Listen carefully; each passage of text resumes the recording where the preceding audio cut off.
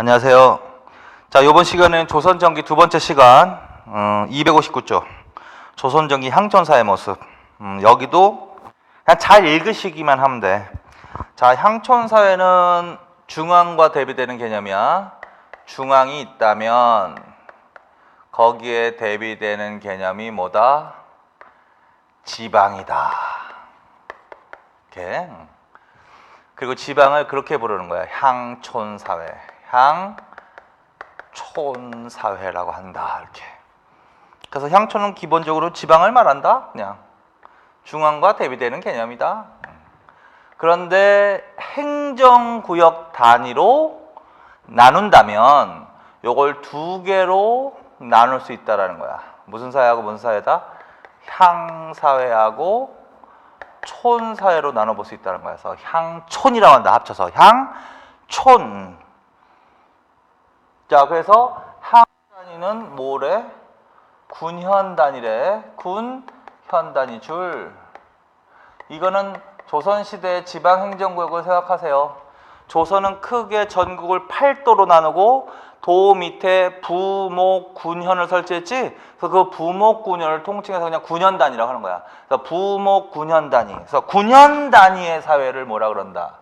향이라고 한다. 그리고 군현 밑에 단위, 그러니까 이게 더 큰 단위고 군현 밑에를 촌이라고 하는 거고 거기에다 뭘 실시했다? 정부가 멸리 통제도를 실시했다. 이렇게 된다는 거지.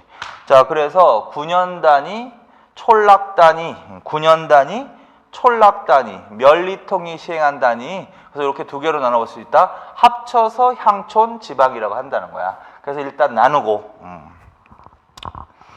자, 그래서 개념. 중앙과 대칭 줄, 지방 줄, 향은 군현 단위 줄, 촌은 촌락이나 마을 줄. 그리고 향사회와 촌사회를 중앙정부가 통제를 하는 거지. 자, 두 번째. 향사회는 부목 군현 단위 또 줄, 모든 군현의 수령 파견. 그거 줄. 중요한 문장이지. 자, 그래서 여기에는 중앙정부가 어떻게 통제를 했어? 모든 군현의 뭘 파견했다? 수령을 파견했다. 수령 동그라미. 세 글자로 몽민관이라고 하는 거지.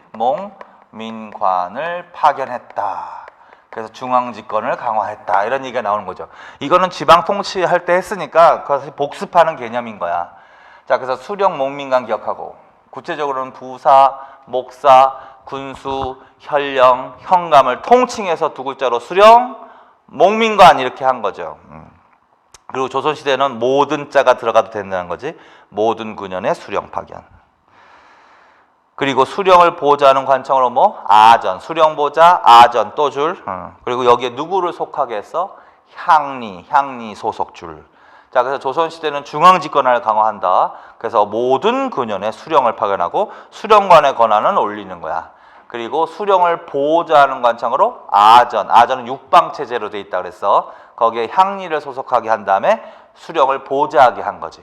따라서 고려시대의 향리는 실질적 지배자로서의 역할도 컸는데 실무 행정을 주도한 역할도 컸는데 조선시대에는 수령을 보좌하는 아전으로 전락하게 된다. 자, 그래서 그거 반드시 기억하세요. 자, 그 다음 촌사회. 촌사회는 군현 밑에 단위다. 군현 밑에 단위다. 여기는 동이라고도 불러. 거기다 동이라고, 촌에다가 동이라고 해놔. 동이라고도 불러. 동.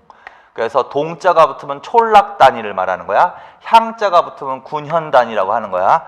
그래서 촌락 마을을 말한다. 여기는 무엇을 실시했다? 멸리통 줄. 그리고 전기에는 멸리제, 17세기 이후에는 무엇을 강화해서 주민을 더욱더 통제했다? 오가작통법. 이거는 뭐 16세기부터 이미 강화되는 거지. 주민 이탈이 많아지면서. 그래서 조선 후기에는 오가작통법을 더욱더 강화한다. 그런 의미 정도로만 읽어. 그 다음에 면장, 이정, 통주, 지방민을 일명 줄쳐놓으세요. 그리고 여기에는 중앙에서 파견하면 안 되는 거지. 여기에 각각의 책임자를 면장, 풍헌 내지는 권농관이라고 했다. 풍헌 내지는 권농관. 따로 쓸 필요는 없고 또. 그 다음에 리의 책임자는 이정. 그 다음에 통의 책임자는 통주라고 했다. 자, 그래서 면장, 풍헌, 건농간, 이정, 통주도 줄쳐놓고, 근데 얘네들은 중앙에서 파견된 이러면 안 된단 말이야. 지방민을 파견 이러면 안 된다고 절대. 중앙에서 파견된 애들이 아니라고요, 절대. 지역민을 여기에 임명해서 수령을 보좌하도록 하는 거지. 자, 그래서 그거 다시 한번. 그러니까 OX만 잘 정리하면 된단 말이야. 자, 그 다음에 촌락의 생활. 그래서 이제 구조 딱 이해하시고, 그다음에 촌락에 실제 사는 사람들의 생활 모습. 여기 주로 사는 사람들이 여기지 뭐. 촌락에서 사는 거지. 마을 생활 모습. 자, 생활 모습은 어떻다? 일반적인 모습과 일부가 있다. 일반적으로는 어떻게 살았다? 줄. 일반적 생활 모습은 어떻다? 양반, 평민, 천민이 섞여 살았다. 줄. 그런데 일부 지역에서는 무슨 촌과 무슨 촌이 나오기도 한다. 반촌과 민촌이 발생하게 됐다. 반촌은 양반만 사는 동네다. 민촌은 평민만 사는 동네다. 그래서 조선 전기의 향촌사회 촌락의 실제 사람들의 생활 모습은 대부분은 양반, 천민, 평민이 섞여 살았다. 그러나 일부는 양반만 사는 반촌, 평민만 사는 민촌. 이렇게. 그래서 그렇게 알아두고. 자, 그 다음에 반촌의 변화라고 했지. 반촌의 변화. 반촌은 양반만 사는 동네를 말하는 건데 전기에는 무슨 촌락이 대부분이었다? 이성잡거. 이성잡거 줄초나. 거기다 이렇게 써놓으세요. 다양한 성씨 거주. 다양한 성씨가 거주하는 거야. 다양한 성씨. 그래서 다를 이자 성 해가지고 다양한 성씨가 거주했다 해서 이성잡거마을이라고 하는 거야. 이성잡거마을. 그러니까 여러 성이 함께 몰려 살았다는 소리지. 근데 후기로 가니까 후기 동그라미. 후기로 가니까 무슨 마을로 변해간다? 동성마을로 변해간다. 동성마을은 같은 성끼리지. 같은 성끼리. 그래서 전기는 뭐야? 다양한 성씨가 거주하는 게 일반적인 모습이라면 후기에는 뭐야? 같은 성끼리 몰려 사는 마을이 많아지는 거지. 그래서 그거 동성마을이라고 한다. 그래서 그것도 줄. 자, 그다음 공동체 조직. 자, 공동체 조직도 물어본다. 자, 조선시대 대표적인 촌락의 공동체 조직으로는 뭐가 있다? 두레. 그 다음에 뭐가 있다? 향도. 그 다음에 또 뭐가 있다? 향도계, 동린계, 뭐 이런 게 나와있지? 줄쳐놓으세요, 일단 그게. 그래서 두레, 향도, 향도계, 동린계 그렇게 줄쳐놓으라고. 그리고 두레는 뭐다? 공동으로 노동하는, 공동노동 줄. 그 다음에 향도는 뭐다? 향도 상장례를 공동으로 한다. 상장례다. 동그라미. 상장례는 동그라미. 그 다음에 동계 동약도 줄쳐놔. 동계 동약. 여기서 동이 붙었잖아. 그래서 다시 이거 공부한 걸 확인하는 거야. 향이 붙으면 9년단이라는 거고 동이 붙으면 촌락단이라고 하는 거야. 그래서 여기다가는 촌락단이야. 촌락단위로. 촌락단위로 뭐가 있었다? 동계 동약. 동자가 붙었으니까. 그러면 향독에 향이 붙으면 9년단이라는 소리가 되는 거지. 사족들이 촌락단이 사족들이 주도 이렇게 써놔. 줄쳐놓으세요. 자, 그 다음에 백성들의 생활 문화 조직으로는 뭐가 있다? 향독의 동린계. 백성들의 생활 문화 조직 줄. 자, 그래서 조선시대 공동체 조직, 공동으로 노동하는 조직 두레. 상장례 동그라미 쳐놔. 상장례를 공동으로 하는 조직 향도. 향도는 고려시대도 있었잖아. 물론 두레도 기원을 따져보면 삼한시대부터 계속 나오는 거고, 그 다음에 이 향도는 특히 그거 상장례를 공동으로 한다고 반드시 기억하세요. 상장례를 공동으로 한다. 그거 기억해. 그 다음에 동계동약은 동자가 붙으면 촌락단이라고 해야 되고, 누가 주도하는? 사족들이 주도하는. 이렇게 해야 돼. 사족들이 주도하는. 그래서 사족 중심의 이러면 빨리 저걸로 가는 거야. 뭐 동계 동약 거기까지. 그래서 개념만 정리하면 돼. 자, 그래서 이런 거. 자, 그 다음에 이제 관원상제례. 관원상제례. 이거는 그냥 줄만 이것도. 자, 조선시대 관원상제례는 주로 무엇에 의거한다? 주자갈의 줄. 혼례는 한번 읽어보세요. 전기에는 여자가 친정집에서 아이를 낳아 기르다가 시집으로 오는 것이 관행. 부계 모두 고려. 첩손에 대한 차별이 심화되기 시작한다. 장래, 서민은 3일장, 왕실은 5일장. 제례, 경국대전의 봉사의 범위는 6품 이상은 3대, 7품, 9품은 2대, 평민은 부무한 제사. 나중에 시간 있으면 보고 그냥 읽으시기만 해. 그 다음에 국가의 의식도 마찬가지야. 종묘와 사직이 있다. 종묘는 왕실의 조상줄, 제사줄. 그래서 이 조선 왕조들 왕실의 왕과 왕비의 신의를 모셔놓고 제사 지내는 거, 그걸 종묘라고 해. 세계 문화유산이고, 사직은 토지신과 곡식신줄, 제사줄. 그 다음에 단군에 대한 제사가 평양의 단군사단 숭년전줄, 명사스인이 조선에 올 때 참배하도록 함줄. 이거는 사상편에서 한 번 더 볼 거야. 조선 정기하고 있어요 지금. 조선 정기, 특히 15세기는 자주적 의식이 강했다고, 단군에 대한 의식이 강했다고. 그래서 그 대표적인 예가 이거라는 거야. 평양에 단군사단 건립, 그걸 숭령전, 명나라 사신이 들어올 때 참배하도록 했다. 이거 15세기의 사상적 특징이라고. 그 다음에 민간신앙으로 황해도 고열산 삼성사의 삼신숭배, 국가가 수용, 줄. 이건 이제 사상편에서 한 번 더 올라올 거야. 조선 정기의 사상적 특징할 때 차라리 요 두 개는 기억해. 15세기는 자주적 성격이 있다. 단군을 강조하는 시대다. 민간신앙을 국가가 흡수하기도 했다. 할 때 구체적인 예로 요게 잘 나오는 거란 말이에요. 두 개 기억하세요. 15세기 사상적 특징. 뭐 평양의 단군사단 건립, 숭령전, 명나라 사신 들어올 때 여기에 참배. 그 다음에 황해도 고열산 삼성사 삼신 숭배 사상을 국가가 흡수, 제사. 여기까지. 그 다음에 척 섞이는 거냐, 줄만. 척 섞이는 돌팔매 놀이야. 돌팔매 놀이. 그래서 척 섞이라는 놀이가 있었다 정도만. 상무 정신을 기르기 위해서 그 정도로만 읽어 놓으시면 돼. 자, 그래서 여기서는 제일 중요한 게 이거 같아. 향촌 사회의 모습 있죠? 그래서 요 부분 정리해 놓고, 그 다음에 공동체 조직 있지? 둘의 향도, 동계 동약, 향독의 독립계 있지? 요 개념 정리하시면 된다. 거기까지. 자, 그 다음에 이제 몇 페이지로 간다. 그 다음 페이지 260페이지로 갑시다. 260페이지로 갑시다. 자, 260페이지 가면 몇 세기를 땄다 정리해놨다? 16세기를 정리해놨다. 16세기. 자, 16세기의 상황은 일단 정치적으로 파악을 하면 사림들의 진출이 더 활발하는 시대 맞죠? 사림들의 진출이 활발하는 시기 맞죠? 이미 사림들의 진출은 어느 때부터 있었어? 15세기 말 성종 때부터 있었지? 그리고 16세기에는 사림들의 진출이 더 활발한 시기야. 그래서 결국은 훈구파의 갈등이 생겨서 정치적으로 뭐가 발생하는 시대다? 사화가 발생하는 시대라는 거야. 그러나 그래서 이제 사화로 인해서 피해를 많이 입었지? 그럼에도 불구하고 16세기 말에는 사림이 정치를 어떻게 한다? 주도한다. 선조지 16세기 말. 그래서 무슨 정치가 행해지기 시작한다? 붕당 정치가 행해진다. 이게 이제 큰 틀이란 말이야. 그렇지? 그래서 12세기 정치. 근데 결국은 이 사림들의 성격을 공부했죠. 요 시기 때 훈구파하고 사림 간의 성격을 했지? 그 사림들의 학문적 성격은 어떠냐면 성리학을 굉장히 더욱더 중시한단 말이야.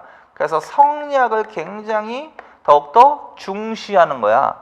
따라서 이 사람들은 성리학 이외의 다른 사상에 대해서는 좀 배척하는 경향이 강하잖아. 훈구파하고 비교할 때. 그래서 16세기에는 성리학적 사회 질서, 성리학적 사회 질서가 더 강화된다라는 거지, 결론은. 그럼 결국은 성리학적 사회 질서가 강화된다. 맞아, 틀려? 일단 맞는 거지. 몇 세기에? 16세기에. 그럼 이유를 물어보면 뭐라 그럴까요? 사림들의 진출 때문에 이렇다. 이렇게 하면 되는 거지. 근데 성리학에서 추구하는 사회 질서가 뭐냐라는 거야. 그거는 철저하게 신분제 사회야. 신분제 사회를 추구하는 거야. 신분제 사회. 그 중에서도 양반. 다른 말로는 사족. 그래서 사족 중심의 신분제 사회를 추구하는 학문이거든. 이 성리학이라는 게.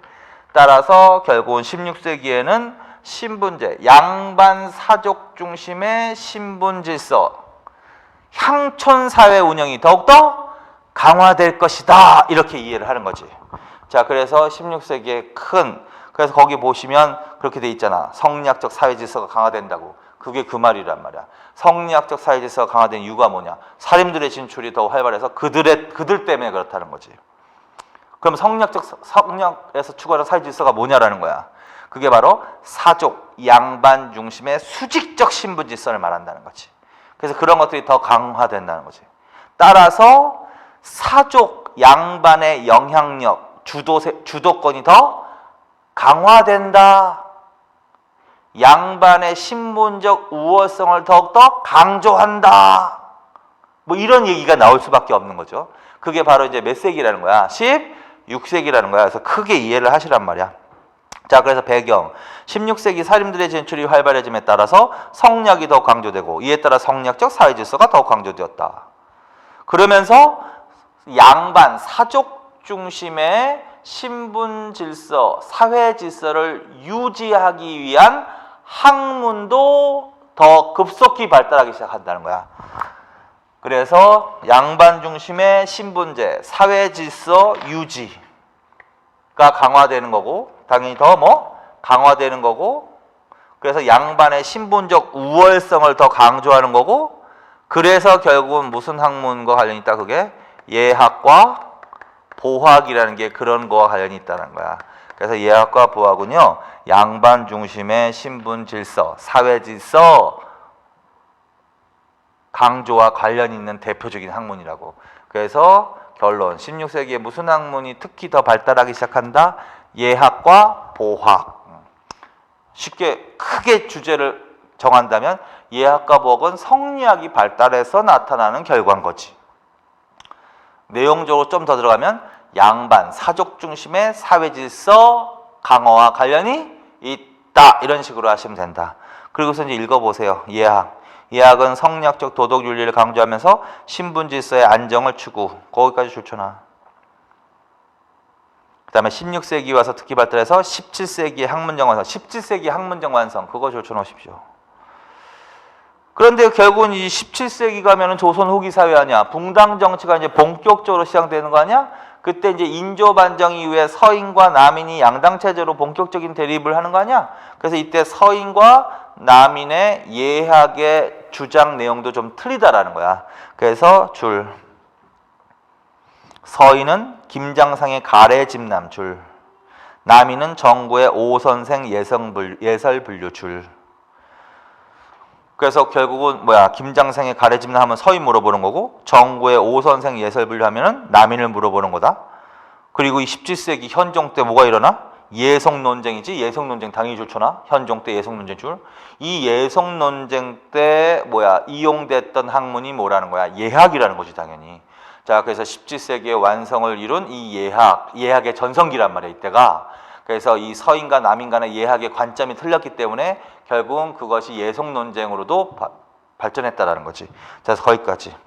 네, 보학은 가족의 내력을 기록하고 암기 줄. 그거를 보학이라고 하는 거야. 가족의 내력을 기록하고 암기. 쉽게 말하면 족보. 가족의 내력을 기록하는 거. 그게 족보거든요. 그리고 그걸 암송하는 거. 몇 대 선 누구, 몇 대 선 누구, 몇 대 이게. 그래서 가족의 내력을 기록하고 암기하는 학문 줄. 그걸 뭐라고 그러나 두 글자로 보학. 그래서 그거 개념 정리해놓고 학문으로서 친족 공동체 유대를 통해서 양반으로서의 신분적 우위를 확보하고자 했다. 그러니까 결국은 보학이 발달한다는 소리는 16세기에 족보의 편찬이 더 활발해진다는 얘기가 되는 거고, 그 다음에 족보를 갖고 있는 집안은 양반 가문임을 내세우는 거야. 그러니까 결국은 자신들이 다른 신분에 비해서 우월적인 신분을 강조해서 족보를 많이 편찬하기 시작한다. 그런 의미인 거지. 근데 조선 전기 족보의 편찬, 그 조선 전기에다 똥을 함 쳐놓으세요. 그리고 다 줄쳐놓으세요. 일단 자녀를 출생순으로 기재한다 줄, 아들과 딸을 동일한 비중으로 기록한다 줄, 공통조상의 내외 자손을 모두 기록한다 줄, 그걸 뭐라 그런다? 자손부라고 한다. 자, 이거는 나중에 혼인과 가족제도와 관련해서도 이게 응용되는 부분이거든. 자, 이거는 무슨 말이냐면 조선 전기의 혼인과 가족제도의 특징일 수도 있는 거야. 자, 전기는 족보에 자녀를 기재할 때 남자를 우선 기재한다. 태어난 순서대로 기재한다. 태어난 순서대로. 그래서 출생순 줄. 그게 바뀌면 안 돼. 그 다음에 남녀를 남자 위주로 기재한다. 남자와 여자를 차별한다. 동일한 비중으로 기재한다. 동일한 비중 줄. 공통 내외 자손을 기록한다. 아니면 부계 중심으로 기록한다. 공통의 내외 자손 동그라미. 그걸 자손보라고 한다. 자손보 동그라미. 자, 그래서 이거는 어느 시대로 가야 돼? 전기로 가야 돼. 그래서 이걸 봤을 때 유추해 볼 수 있는 거지. 아직까지 조선 전기에는 남녀 차별이 그렇게 심하지 않구나. 어느 시대하고 비슷하구나. 고려 시대하고 비슷하구나. 현존 최고의 족보 그거 하나 외우세요. 안동 권씨 성화보 그거 별표 쳐놔. 그래서 안동 권씨 성화보에 관련된 사료지문을 주고 문제가 나온 적도 있단 말이야. 이것이 편찬. 다음은 우리나라 현존 가장 오래된 족보의 내용이다. 그럼 벌써 문제 읽는 순간 거기서 사료지문 읽을 필요도 없는 거야. 외워서 푸시라고. 현존 최고 족보라고 했으니까 이건 안동 권씨 성화보 말하는 거야. 이건 어느 때 편찬됐다? 성종 때 편찬됐다. 따라서 어느 시대를 물어보고 있다? 조선 후기가 아니란 말이야 절대. 조선 전기로 풀어야 된단 말이야.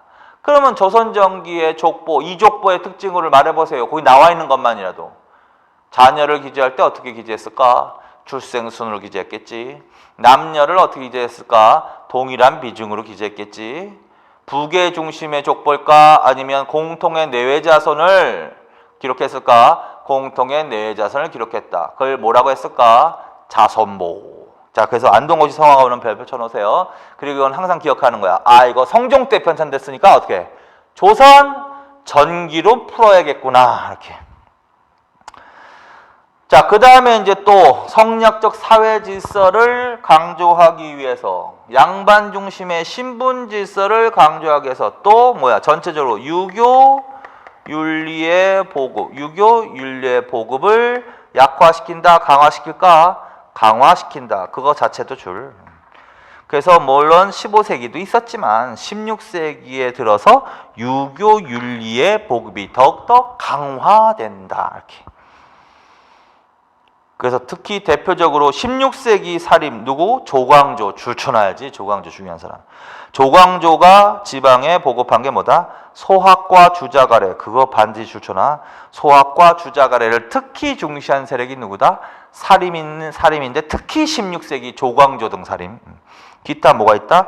이륜행실도 줄, 동몽선습 줄, 경몽여결, 이이선조 줄. 일단 다 줄 쳐놓으세요. 그리고 일단 크게 다니는 거야. 이거 크게 전체적으로 보는 거야. 그 중에서 뭐 한두 개만 알아두면 되지. 자, 이거 몇 세기로 가서 푼다? 16세기. 그 중에서 저거는 외워. 소학과 주자가래 보급 조광조로. 그다음 맨 끝에 있는 거 이는 단독으로 물어보기도 하거든. 이의 경몽요결 그것까지.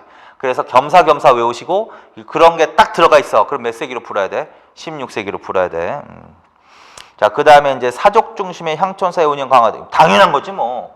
전체적으로 보면 16세기가 성리학적 사회 질서가 더욱더 강조되는 시기고 따라서 사족 양반 중심의 신분제 사회 질서가 더 강조되는 시기다. 따라서 향촌사회의 영향력도 더 강화된다는 거야. 그래서 사족 중심의 향촌사회 운영이 강화되었다. 몇 세기에?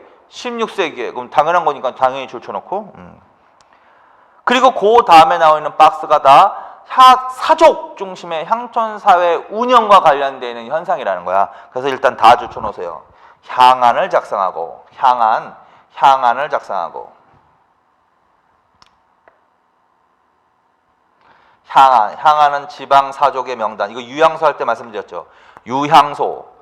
이건 통째에서 했으니까 이것도 정리해놔야 돼. 이거는 경제소. 중앙에 설치한 거 경제소라는 거 있었지? 그것도 기능. 그 다음에 향촌. 특히 지방에 설치한 거 유향소라는 거 있었지? 유향소.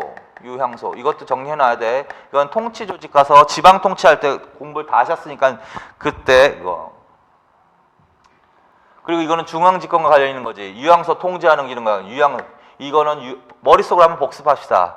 경제소하고 유향소는 고려시대 사신관 제도로부터 분화 발전한 거야. 근데 경제소는 중앙, 유향소는 지방. 경제소는 중앙에 설치되어서 중앙의 고위관료가 구성원이고 지방의 유향소를 통제한다. 중앙과 지방의 연락 업무를 담당했다. 그래서 지방에서 여기에 향리를 파견하지. 그걸 경절이라고 한다. 그래서 유양서 통제, 그 다음에 중앙과 지방이 연락 업무하면 경제소를 무조건 가는 거야. 그리고 경절이, 그 다음에 이건 17세기 초의 폐지. 자, 유양소는 이것도 그렇게 했잖아. 지방의 사족 중심의 향촌 자치기구란 말이야. 이게 사족이 주도한 기구란 말이야. 그래서 유향소, 15세기에는 주로 유향소를 중심으로 사족 중심의 향촌 사회 운영이 됐단 말이지. 그래서 유향소가 하는 일이 뭐야? 기능만 좀 합시다. 수령을 보좌하기도 하고 향리를 규찰하기도 하고 풍속을 바로잡는 일을 맡아보았습니다. 이렇게. 그리고 세조 때 폐지됐다는 거 그것도 알아두고 이시에 나는 계기로. 그다음에 성종 때 김종직 등 사림이 독립운동을 전개해서 결국은 부활되었다 정도까지는 반드시 알아놔야 돼. 그래서 16세기에는 이미 뭐야? 유양소는 부활이 있는 거고. 그 다음에 이때도 그때 얘기했지만 그래서 지방에 있는 사족들의 명단을 작성한다고, 그 다음에 규칙을 마련한다고, 그 다음에 회의를 한다고. 그래서 그거를 향안, 향규, 향회라고 하는 거야. 그러면 여기 16세기에는 결국은 보편화되거나 강화되겠지. 지방 양반 사족의 명단인 향안을 작성하고 운영 규칙을 제정하고 회의를 하고 향회, 이것도 다 누가 주도하는 거다. 일단 사족들이란 말이야. 사족. 그래서 그거 나와 있는 거야. 향안, 향규, 향회. 지방 사족들은 향안을 작성하고 향규를 제정, 향회를 수집하여 9년 단위로 지배력을 강화했다. 임진왜란을 전후한 시기 16세기 말에는 뭐야? 이러한 현상이 보편화된다. 그 말은 사족 중심의 향촌 사회 운영이 강화된다 이런 뜻이기도 하다.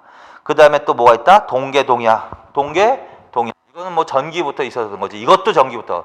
동계 동야. 근데 이건 반드시 동자가 붙었으니까 9년 단위 이러지 말고 촌락 단위라고 해야 돼. 촌락 단위에 누가 주도하는? 사족이 주도하는 조직이다. 약속이다.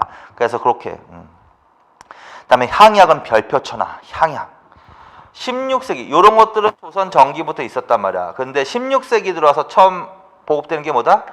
향약이다. 향약은 별표천하 옷이라고. 자, 그래서 지금 여기 박스 안에 공통적으로 나와 있는 게 뭘까? 의미가 누가 주도하는 걸까? 사족이 주도하는 이런 얘기가 되는 거야. 사족. 그래서 조선시대는 어쨌든 양반 중심의 사회잖아. 양반, 사족 중심의 사회인데 향촌 사회도 다 사족이 주도해서 향촌 사회를 운영하는 거지.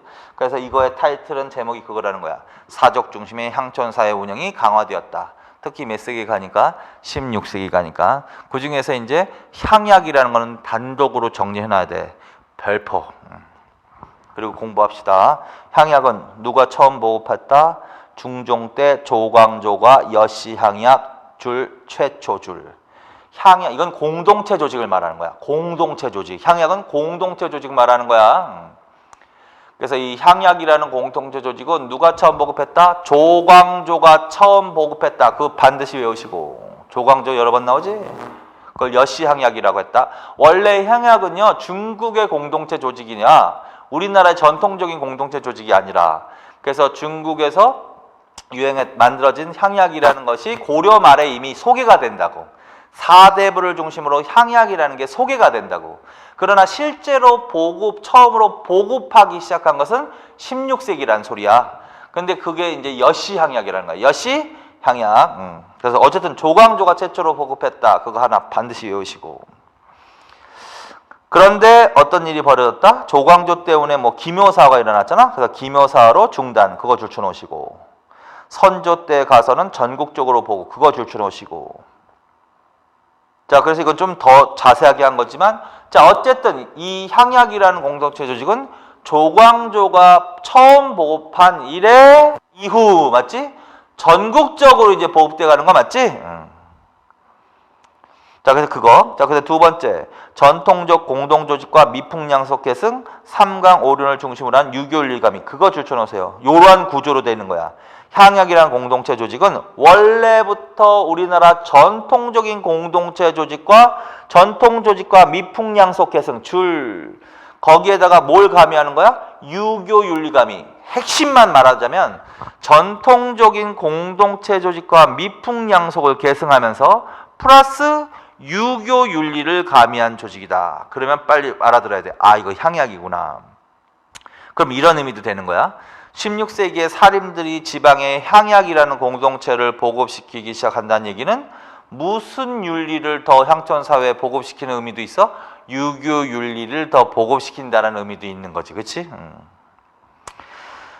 자, 그 다음에 이제 뭐야? 기능. 자, 구성. 양반에서부터 노비, 줄. 양반에서부터 노비, 줄. 유향소는 구성원이 지방 사족만이야. 지방의 제지, 그걸 제지라고 한다. 제지 사족만으로 구성되어 있는 기구야. 그런데 향약이라는 공동체 조직은 양반, 사족에서부터 노비까지라고 해야 돼. 그 줄. 자, 그 다음에 간부는 뭐라고 불렀대요? 약정이라고 불렀대. 약정줄. 근데 유향소의 간부는 뭐라고 불렀을까? 좌수하고 별감이라고 했다. 좌수하고 별감. 왜 그러냐면 요거 가끔가다 비교하는 거란 말이야. 그래서 경제소, 유향소, 향약 요 세 개는 반드시 정리해놔야 된단 말이야. 잘 나오니까. 그래서 지금 복습견에서 비교하는 거야. 그 다음에 기능이 뭐다? 향촌사회 풍속교화 질서유지 치안 사족의 지위 강화 등 줄. 근데 이거 기능이 뭐야? 근데 그것도 사실은 여기에 기능에 들어가도 되지만 그냥 그대로 읽어봐도 돼서 하세요. 수령을 보좌하거나 향리를 규찰하거나 감찰, 그 다음에 풍속을 바로잡는 거, 그걸 풍속 교정이라고 하는 거지. 교정 등의 임무를 띄었습니다. 이렇게. 그냥 그대로 읽어버려도 돼.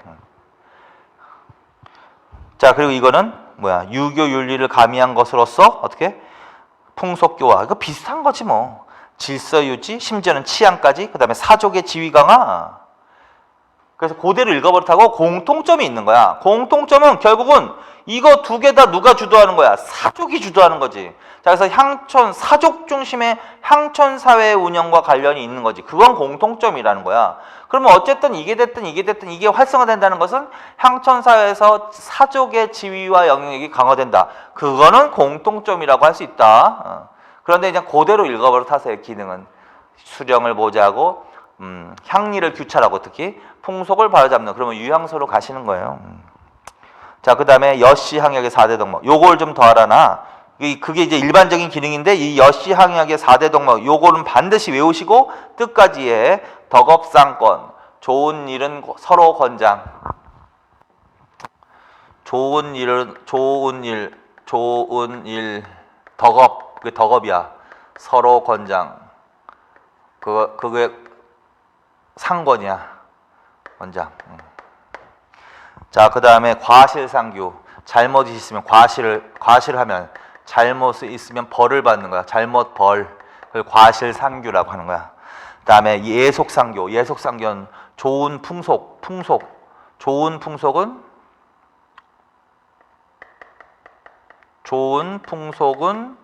서로 교류 내지는 유지시키는 거야.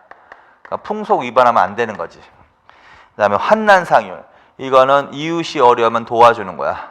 이웃 어려우면, 어려운 일이 있으면 돕는 거야. 돕는다. 자, 그래서 이렇게 좋은 일은 서로 권장합니다. 잘못하면 벌을 받습니다. 규칙을 만들어 놓고 규칙을 어기면 벌을 받습니다. 그다음에 좋은 풍속은 서로 교류하고 유지시킵니다. 풍속을 더럽게 하지 않습니다. 이런 얘기겠지. 그 다음에 이웃이 어려우면 서로 도와준다. 그래서 요거는 반드시 뭘로 간다? 향약으로 갑니다. 그래서 그거 기억하세요. 그리고 대표적인 향약이 뭐가 있다? 이의 청주 해주 향약과 이왕의 예안 향약이 있다. 그래서 그 위에 있죠? 사료지문 한번 읽어봅시다. 이의 해주 향약이 제일 잘 나오는 사료지문이야. 그래서 그걸 먼저 알아놔. 이하고 이황은 물어본단 말이야, 단독으로. 그래서 이는 해주 청주 향약, 이황은 예안 향약이라고 해야 돼. 한번 읽어봐. 이것에 줄쳐놓고 무릇 뒤에 이것에 가입하기를 원하는 자에게는 반드시 먼저 규약문을 보며 몇 달 동안 실행할 수 있는가를 스스로 헤아려 본 뒤에 가입하기를 청한다. 가입을 청하는 자는 반드시 단자에 참가하기를 원하는 뜻을 자세히 적어서 모임 있을 때 진술하고 사람을 시켜 약정에게 바치. 약정이 결정적인 힌트지. 향약의 간부가 약정이라고 했잖아. 자, 그래서 결국 이 문장은 그냥 내용 자체를 알아두세요. 그리고 내용을 몰라도 약정이 나오는 순간 뭐 그걸로 가야지. 그래서 이것은 뭐야? 이것에 대해서 물어본단 말이야. 사료지면 그대로 되고 이것에 대해서. 그러면 이건 경제서로 답을 하면 안 되겠지. 유양서로 답을 하면 안 되겠지. 향약으로 답을 하셔야 되겠죠. 그래서 그거 기억하시고, 그 다음에 이황의 예한향약도 맞지.